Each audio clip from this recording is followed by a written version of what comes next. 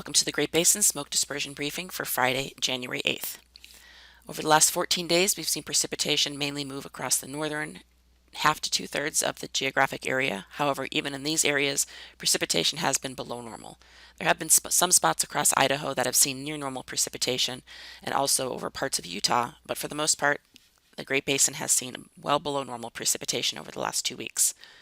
Over the last 72 hours, we've seen some new snowfall as snow showers occurred over the last 24 to 36 hours over parts of Idaho into the northern mountains of Utah and also into western Wyoming. The snowpack for parts of Idaho into western Wyoming and over parts of northwest Nevada are near normal for the time of year. The rest of the Sierra into southern Idaho and Utah are seeing below normal snowpack. Looking at the satellite image for this morning, we do have a trough of low pressure moving into the Pacific Northwest. This will allow for some breezier winds over parts of the Great Basin, along with some cloud cover moving into western areas, and we will see some showers move over especially the northern half of the Great Basin going over the next 24 hours. Looking at the weather pattern for later today, again, that trough of low pressure sweeps across the northern half of the Great Basin, bringing some clouds and showers, again, especially to the northern half of the region and also to the higher terrain of Utah.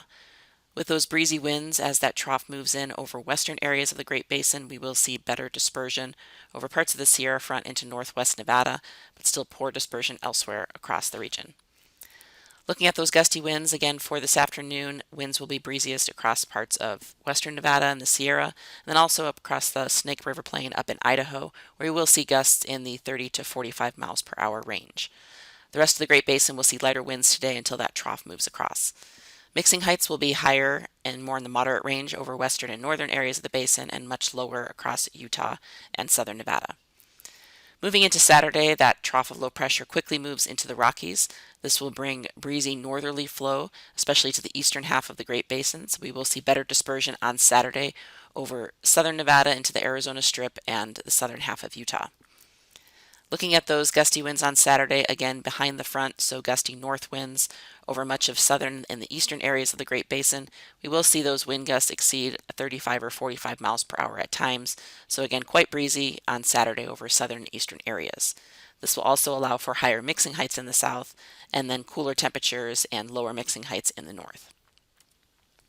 As we move into Sunday, that trough of low pressure quickly exits. We still will see some breezy north to northwest winds over far southern areas, but winds should certainly decrease from what we saw on Saturday. So you can see still over far southern Nevada into parts of northwest Arizona, those breezy winds continuing, but elsewhere lighter winds across the basin and lower mixing heights and poor dispersion.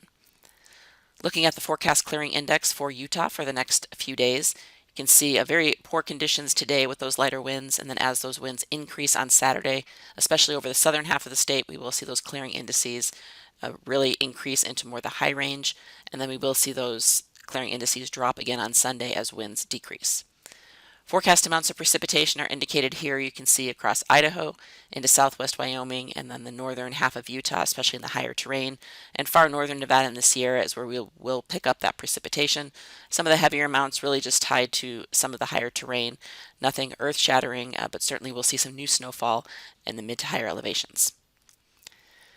Going into early next week, we will see a quieter pattern as a ridge of high pressure moves in, so we will see gradually warming conditions, lighter winds, and generally poor dispersion. As we move into the middle of the week, we will see another storm system quickly move across the north, so we will see clouds impact the northern half of the Great Basin on Tuesday, and as we move into Wednesday, possibly some showers, especially in the north across Idaho and Wyoming, possibly clipping far northern Nevada and Utah. Right now, precipitation is still looking fairly light, but again, tied to the north. By Thursday, a stronger ridge of high pressure moves into the Great Basin, but we will see a stronger cold front impact the area next weekend. Precipitation for Monday through Wednesday morning generally shows light precipitation. Again, that system moving in the middle of next week will bring some lighter precipitation to parts of Idaho, Wyoming, and far northern Nevada and Utah.